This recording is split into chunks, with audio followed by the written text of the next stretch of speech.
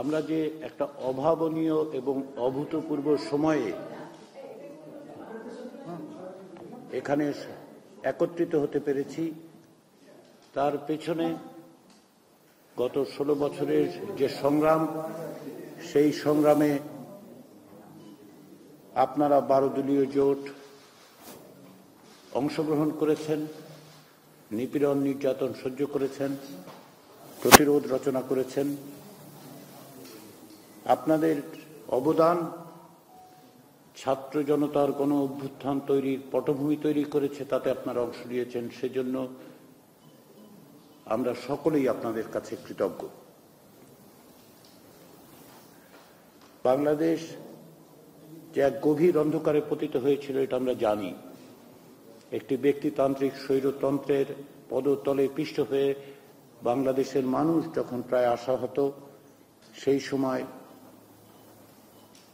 তরুণদের অভ্যুত্থানের গণ আন্দোলনের ডাকে লক্ষ লক্ষ মানুষ সাড়া দিয়েছেন এবং তারই ফলে আজকে আমরা এখানে সমবেত হয়ে বাংলাদেশের রাষ্ট্র পুনর্গঠনের, বিনির্মাণের, গণতান্ত্রিক রাষ্ট্র প্রতিষ্ঠার বিষয়ে আলোচনা করতে পারছি। এই সুযোগ যারা আমাদের তৈরি করে দিয়েছেন, যারা প্রাণ দিয়েছেন, যারা আহত হয়েছেন, জুলাই আগস্টের গণ অভ্যুত্থান এবং তার পূর্ববর্তী 16 বছরের সংগ্রাম, এক অর্থে প্রায় 53 বছর ধরে আমরা এই সংগ্রামের মধ্যে আছি। কারণ হচ্ছে বাংলাদেশে যে আকাঙ্ক্ষা ছিল মুক্তিযুদ্ধের মধ্যে দিয়ে একটি গণতান্ত্রিক জবাবদিহিমূলক রাষ্ট্র, সেটা প্রতিষ্ঠিত হয়নি। বারবার আমরা হোঁচট খেয়েছি, বারবার আমরা উঠে দাঁড়িয়েছি, বারবার আমরা লড়াই সংগ্রাম করেছি। সেই লড়াই সংগ্রামেরই ধারাবাহিকতা আজকের এই আলোচনা। জাতীয় ঐকমত্য কমিশনের পক্ষ থেকে আপনাদের কাছে আমাদের প্রতিবেদনগুলি দেওয়া হয়েছিল, সেগুলির বিষয়ে আপনারা মতামত দিয়েছেন। অনেক বিষয়ে আপনাদের সাথে একমত আছে, অনেক বিষয়ে আপনাদের সঙ্গে জাতীয় ঐকমত্য কমিশনের পক্ষ থেকে দেওয়া সুপারিশে কিছু ভিন্ন মত আছে। আমরা সেগুলি নিয়ে আলোচনা করব। জাতীয় ঐকমত্য কমিশনের লক্ষ্য সুস্পষ্ট।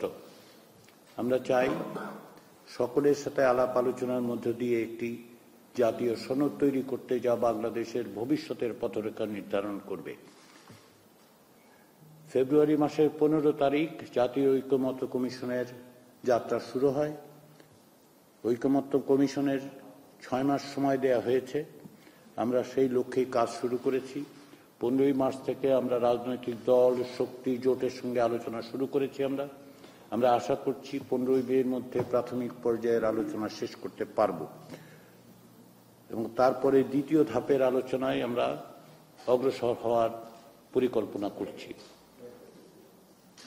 যে সমস্ত বিষয়ে রাজনৈতিক দলগুলোর সঙ্গে ঐকমত্য তৈরি হবে, সেগুলির ভিত্তিতেই জাতীয় সনদ তৈরি হবে।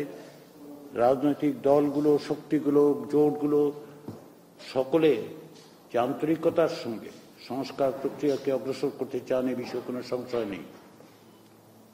সে কারণেই আমরা এখানে আসতে পেরেছি এবং আমরা কথা বলতে পারছি। প্রত্যেকের রাজনৈতিক অবস্থান থেকে তারা তাদের মতামত দিয়েছেন, আপনাদের ক্ষেত্রেও তাই হয়েছে। কিন্তু ঐকমত্য তৈরি করতে হলে সবাইকেই কিছু না কিছুটা ছাড় দিতে হবে, সবাইকেই আমাদের এক জায়গায় আসতে হবে। আমরা সব বিষয়ে একমত হতে পারবো না, কিন্তু রাষ্ট্রের পুনর্গঠনের জন্য যে মৌলিক জায়গাগুলো, সেখানে আমাদেরকে একমত হয়েই বাংলাদেশকে এগিয়ে নিয়ে যেতে হবে। আপনারা 12 দলীয় জোটের পক্ষ থেকে ঐক্যবদ্ধ সংগ্রামে ছিলেন, এখন আছেন। আমরা প্রথম পর্যায়ে অতিক্রম করছি।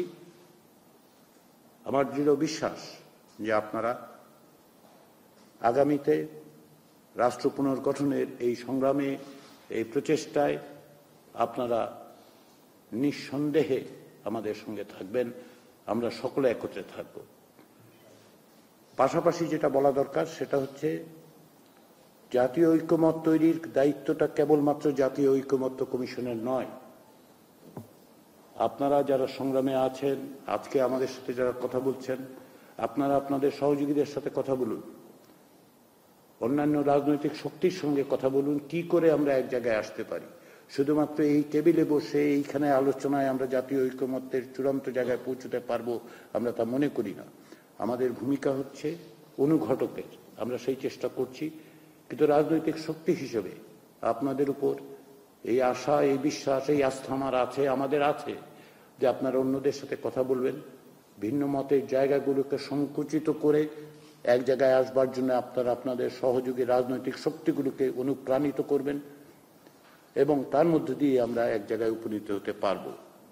সেই আশা রেখে, সেই বিশ্বাস রেখে, সেই আস্থা রেখে, সেই প্রত্যাশা রেখে আবারও আমি জাতীয় ঐকমত্য কমিশনের পক্ষ থেকে 12 দলীয় জোটের নেতৃবৃন্দকে আমার আন্তরিক ধন্যবাদ জানিয়ে আমার বক্তব্য শেষ করছি।